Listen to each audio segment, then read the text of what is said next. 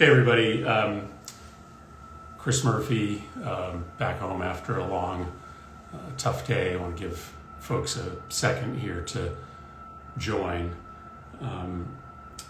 Listen, I think we have to be constantly talking to each other about this fight for democracy, and even on really tough days like today, leaders have to be sharing with you the reality of the fight, the places we come up short, and about the path forward.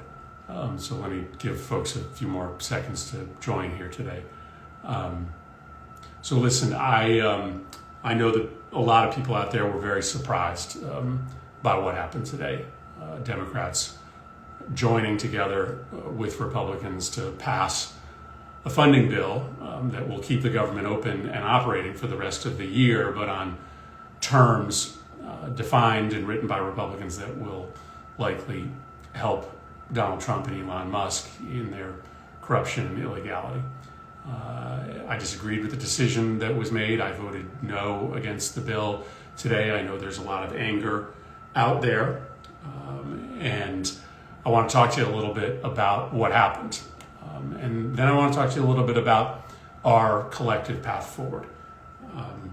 So let me just tell you a little bit about the bill that passed tonight. And this is a funding bill for the rest of the fiscal year. Fiscal years run September to September. We'd already been on a continuing resolution, meaning working on last year's funding levels until today. And so we needed to do something. We needed either to pass new funding bills, we needed to pass a short-term extension, 30 more days. But instead, Republicans drafted by themselves a bill that would keep most funding levels similar to the prior year, but with some pretty major adjustments. And those adjustments were very big decreases in programs that matter to families out there. Big decreases in housing programs, healthcare programs, job training programs. This legislation also gave Trump a lot of wiggle room in terms of how he spends money. It took many of the restrictions that would normally be in a budget bill off of Trump's ability to move money from one account to another. There were places in this bill where Trump actually got new authority. For instance, there's a new authority in this bill for Trump to be able to start new military projects without any authorization from Congress. I want to tell you why I voted against this bill today. I want to talk to you a little bit about our path forward. First and foremost, there's a really dangerous precedent that was set today. Never before since I've been in Congress has a funding bill, a full year funding bill passed, written only by one party. Right? The rules of the Senate require that when you pass a funding bill, you have to get the minority party's consent. That's why you need 60 votes in order to pass a funding bill. And what that normally means is that the minority party, whether it be Republicans or Democrats, have a seat at the table. This is the first time that a funding bill has passed that was written only by the majority party. It's a really dangerous precedent for us to set right now, because what happens in 6 months when we need to write another funding bill? Why would Republicans work with us if they know that we will provide them with the votes for a bill that they've written by themselves? So there's a really dangerous precedent here, one that I don't know that Republicans would have ever set. Second, as I mentioned, this bill has some pretty big decreases for programs that really matter to the people we represent, the poor, the disenfranchised, the middle class, working families.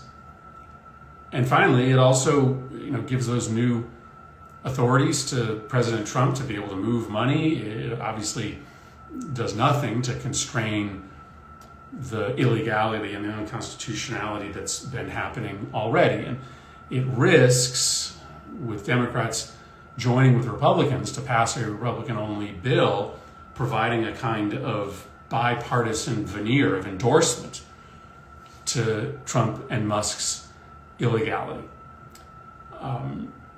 Now, I understand that the alternative today, right, if this bill hadn't passed, was the government shutting down. But my argument would be pretty simple. If the government were to shut down, it wasn't going to be because Democrats voted against this bill. It was because Republicans didn't do their job. And their job is to negotiate with Democrats, particularly in the United States Senate. Every single time Democrats have been in the majority, we have negotiated with Republicans in order to pass a funding bill. And so if Republicans didn't do their job and there was a shutdown, then it's on them. Then it's on them. Okay? So I understand a shutdown would have been very, very difficult. And you have heard the minority leader and many others explain in very vivid terms the damage that could be done to the country if a shutdown were to happen.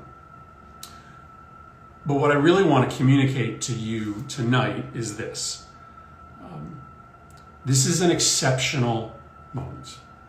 Right?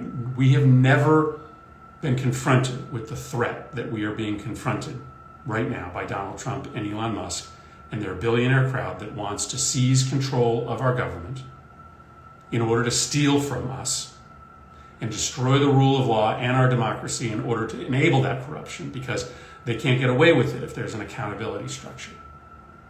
Okay, so this is an exceptional moment. And moving forward, Democrats are going to have a conversation about where we draw the line. Now, we could have drawn the line here and said we are not signing off on a continuing resolution, certainly one that doesn't involve Democrats sitting at the table. But we have had other opportunities where we could have drawn the line as well. We could, for instance, decide to not move forward on any legislation in the United States Senate until Republicans have stopped endorsing and supporting this unconstitutional power grab, this assault on the rule of law. We could decide that we're not going to support any nominees that the Trump administration puts forward who do not pledge to stop the illegality that is happening in our government. We could have decided to not show up to the State of the Union speech because being there in some ways legitimized a president who is lying and stealing from us, a White House that is the most corrupt in the history of the country. I'm not saying that this wasn't a difficult choice today. Right? I understand that there were many who believed that a shutdown could ultimately accrue to the benefit of Donald Trump and Elon Musk, who want the government to shut down. But we need to understand that this is an exceptional moment that demands exceptional action by the opposition party. And there's two reasons for that. The first is that they are using exceptional tactics. They are involved every single day in risk-tolerant behavior. They are breaking norms every single day. And so if we aren't meeting that exceptional behavior with exceptional behavior on our part, if we aren't meeting their risk tolerance with risk tolerance, if we aren't saying, you know what, if you've thrown out the norms, then we're throwing out the norms as well, then our democracy is going to die. Our democracy is going to die. At some point, you have to fight fire with fire.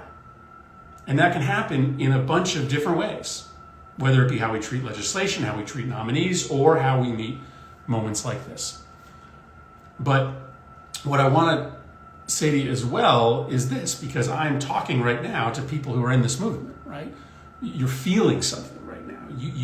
You are tuning into this because you have taken action already. You have decided to stand up to defend our country, to say we are not allowing these oligarchs to steal from us. We still love our country. Okay? And I, as you know, already believe we're in a constitutional crisis. Like, some people think that word is, or that phrase is too hot. I don't believe it. I think we're in a constitutional crisis already. I think the way in which this president is using the DOJ and the FCC and the FBI to target his political enemies, the way they've endorsed political violence, the way that they are commandeering the spending power that Article 1 gives to the House of Representatives and the United States Senate. I think that puts us in a constitutional crisis already. But I admit that we are not yet to the 5-alarm constitutional crisis. And you know how we get there. We get there when there is an explicit court order that the president has to stop his illegality, and he says, forget it, I'm not obeying it. Where he says to the Chief Justice, you and what army? Now, the president is setting that up. He is setting that moment up. You see it coming. I'm not going to tell you I'm certain that that moment comes, but it could be here very soon. Now, that's a way the constitutional crisis could arrive, but we could also see the mass detention of protesters. We could see the president decide to shut down protest on our college campuses, which is already beginning. The 5-alarm constitutional crisis can come in a bunch of different ways. And if that happens, we need to mobilize not thousands of Americans, not tens of thousands of Americans, but hundreds of thousands of Americans. We will have to be out there in the streets in a way that America has maybe never seen before. And the only way that Americans are going to decide to take that kind of risk is if they see their elected leaders taking risk as well. Now, going into a shutdown would have been a risk, no doubt. There is certainly a scenario in which that wouldn't have played well for Democrats. I understand that. But in every risk you take, there is downside. It's not a risk if there isn't downside. And if we're going to ask the American people to stand up and take risk, then we have to be able to take risk as well. Okay? So that's what I wanted to say to you tonight, and that's what I'm going to say to my colleagues. That's what I'm going to continue to say. That as a party and as a movement, as leaders in this movement, we are going to have to decide to draw the line somewhere. My colleagues decided that it wasn't today. I disagree. Many of you disagree. But that line has to exist. And here's the tiny silver lining. This is not the last fight. This is not the last moment where we have the chance, or we will have the chance to stand up. There will be a fight over increasing the debt ceiling. This is the fight over whether we're going to give the Republicans the room they want in order to pass along another massive tax cut to billionaires and millionaires, okay? That's a moment where we can stand up. This spending bill is only 6 months, so 6 months from now, we will be right back here again. And no doubt Republicans will come with another partisan spending bill. And we will have another decision to make. Are we going to say no? Say, no, you are not going to pass a spending bill without Democrats being at the table, our equities being at the table, our ability to sit down and use that spending bill as a means to try to clamp down on this illegality. The reconciliation bill is coming up. This is the bill in which they want to do this big, massive tax cut for the very, very wealthy, paid for by cuts to Medicaid, which would close hospitals, kick millions of people off of their health care. Are we going to use exceptional tactics when it comes to fighting that bill? Admittedly, that bill can pass with only 50 votes, but we can still fight like hell as a movement and in the Senate in order to try to make the passage of that bill as difficult as possible. Are Democrats going to go out on the road to every corner of this country? Republicans won't run town halls. Let's go out and run town halls in their districts. Instead of just staying in Washington and staying in our states, let's go out there and make Republicans' life miserable for them if they continue to back up this illegal and unconstitutional agenda. We can engage in exceptional tactics. There are still moments to do that. But we are going to lose if we continue to do business as usual. We are going to lose if we conduct our business according to norms when Republicans do not. Okay, this is the last thing I want to say tonight. I wanted this to be to just be the beginning of a conversation. All right. There is a lot of rightful anger at Democrats tonight. Okay, and I'm not asking you to bury that, right? Because you need to hold everybody accountable. You need to hold Republicans accountable. You need to hold Democrats accountable, just like in your personal life, you need to hold your friends and your family accountable, okay? But we also need to remember what the true threat to this country is. We need to remember that it is Donald Trump and Elon Musk who are stealing from us as we speak. We need to remember that they are the ones trying to destroy our democracy. And every single day there is a ratcheting up of the threats to this country. And so, well, I'm not asking you to not hold Democrats accountable. I'm not asking you to bury the hurt that you feel today. I am asking you to remember that we need to keep our focus, right, as much as we can on that ultimate goal, which is stopping the billionaire takeover of this government. And I understand there will be some instinct from people after being disappointed today and this week to just check out, to step back. Okay? I'm just asking, listen, you'll make your decision, right? You'll make your decision, but I'm asking you to stay in this fight. I'm begging you to stay in this fight, okay? I'm going to step up my efforts. I literally spent all day today figuring out how I can get on the road all over this country to hold Republicans accountable, about how I can take the resources that have been sent to me over the past few weeks to make sure that we are helping people mobilize all across this country. And so you'll hear more from me about the things that I am planning to do to try to step up and show that this is a moment where, yeah, be angry about what happened, but find a way to channel that into action. So listen, my message is this. We can't beat the breaking of norms. We can't beat the risk tolerance of the Trump administration. We can't beat their exceptional tactics unless we're willing to do the same ourselves. And that's the message that I'm just going to bring every day to my work. Obviously, I'm disappointed that this bill passed today, but I'm going to get up tomorrow and find ways to continue to engage in this fight, and I hope that you do as well. This is an existential moment for our country.